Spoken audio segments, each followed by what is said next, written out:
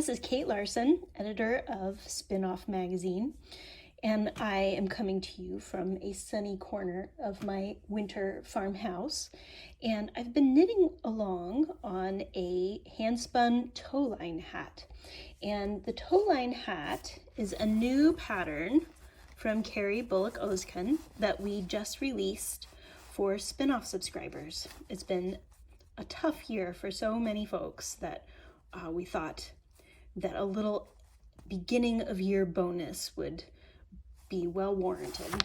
So we are hoping that you will make good use of it and spend a little bit of time making a little project. One of the things I really love about this hat, Carrie used tunis, and she talks in the pattern how she spun it with a high twist to make her cables pop. And you can either spin for it or you can pull something delicious out of your stash. This was the remnants of a sweater that I had 2 little half balls and 1 skein left. Here it is. And this is a Tunis and Shetland blend, 50-50. So it's not nearly as bouncy as what Carrie used, but it will definitely work. It's a 3-ply, it's very round, and I love the color. So the Tunis was dyed bright yellow and then carded somewhat roughly, because you can still see some of the brighter pops of yellow, with a gray Shetland fleece. And what you end up with is green, which I love this time of year where we're not seeing much green in Indiana. And another thing I love about the pattern is that the cables are all different. So you have something different on every row, and it's just a lot of fun. And what makes it more fun is that I have, over the years, gotten more comfortable knitting cables without a cable needle, and that makes it go so much faster for me. If you prefer using a cable needle, you should definitely do that. But I thought I would just show you how working without a cable needle works for me and how I think about those cables. So I have a cable needle here.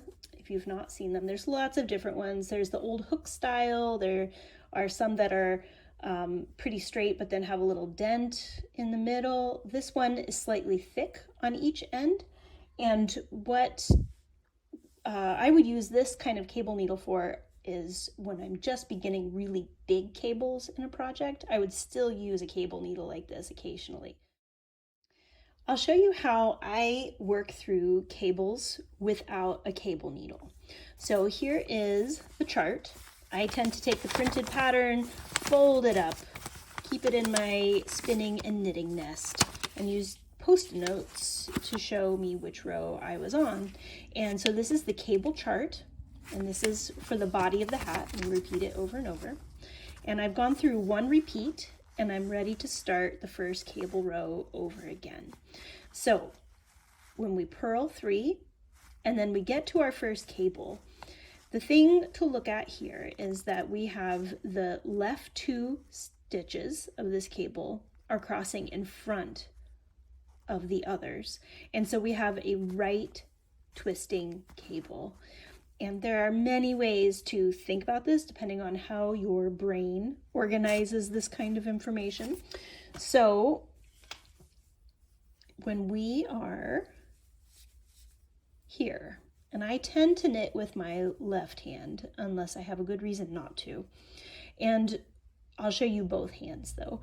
And so we have our 4 stitches of that cable as we saw on our chart, and we know we want the left 2 stitches to come in front. So if I am going by the instructions, it'll first tell you what to do with the first 2 stitches. And in this case, they would go onto a cable needle and go to the back. So if I'm cabling without a cable needle, I'm going to put my working needle, which is my right needle, in front of those 2 stitches. So essentially they are in the back.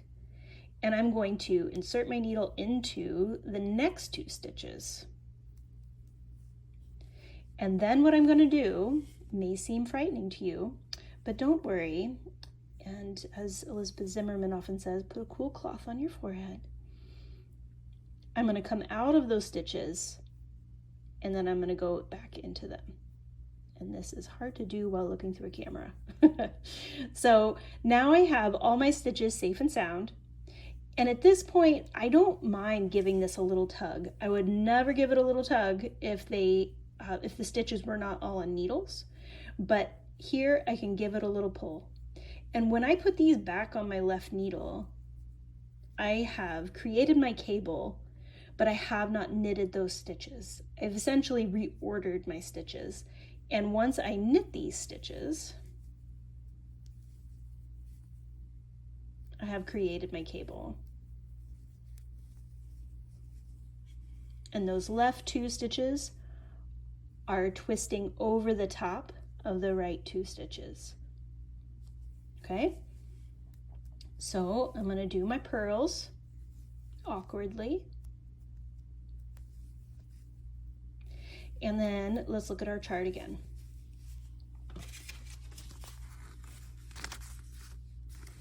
So now we have a 2-stitch cable and another 2-stitch cable, and we are taking the outside stitches and they're twisting in. So if you're trying to learn to read your knitting and get to where you don't need to follow a chart, that's one of the good ways to think about it. Which way are we twisting? How are we folding the cloth?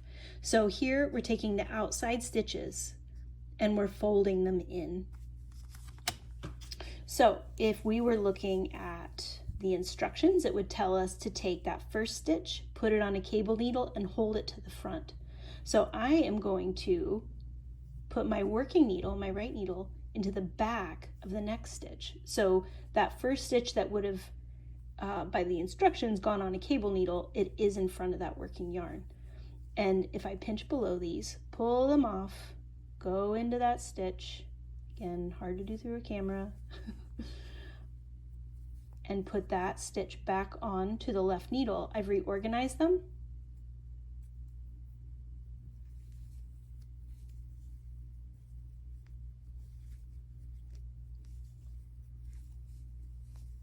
And I've created my twist. Then I'm going to do the opposite. That first stitch would go on a cable needle and go to the back. So I'm going to put my working needle in front of it, slide them both off, reorganize my stitches, put them back on the left, and knit them.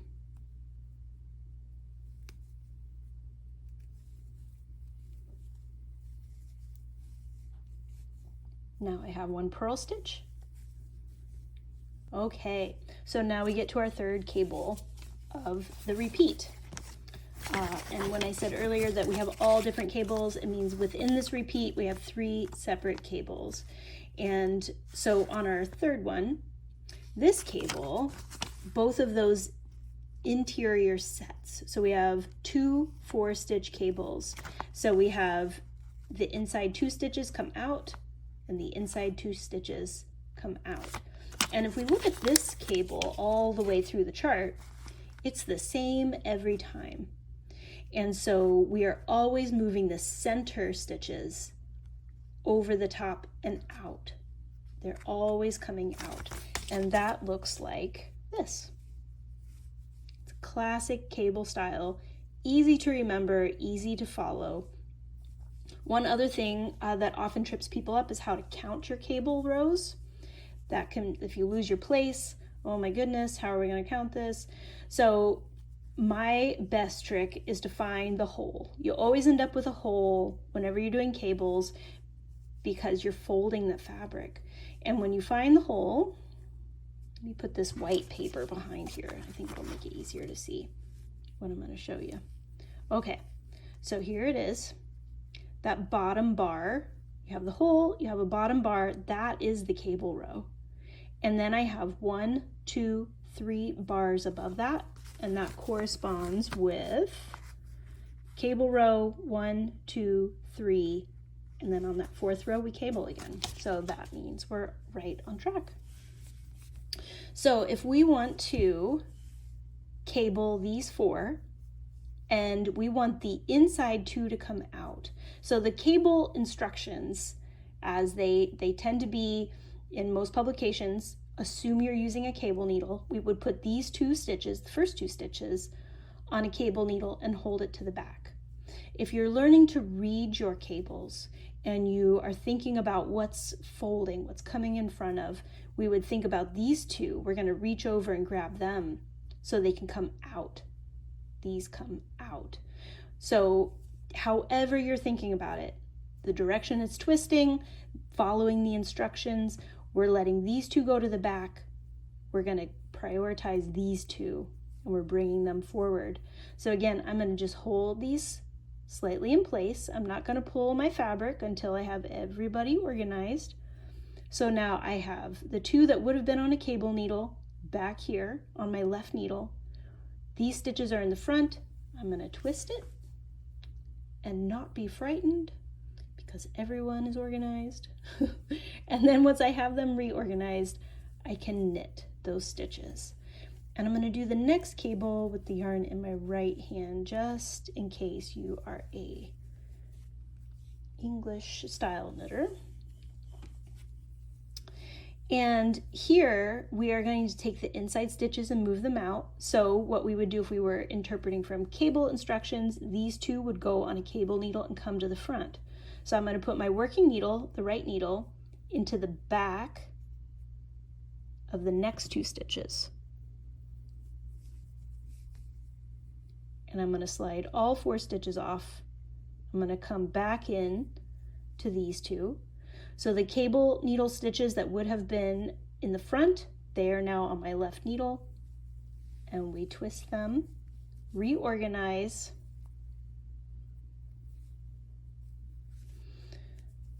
and then knit those 4 stitches.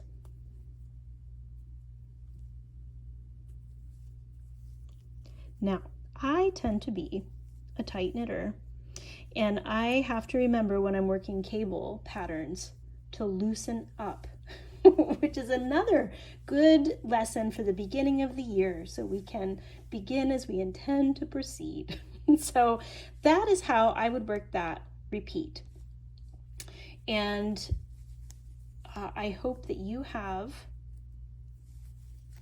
a good experience with this pattern. You can find it on our website,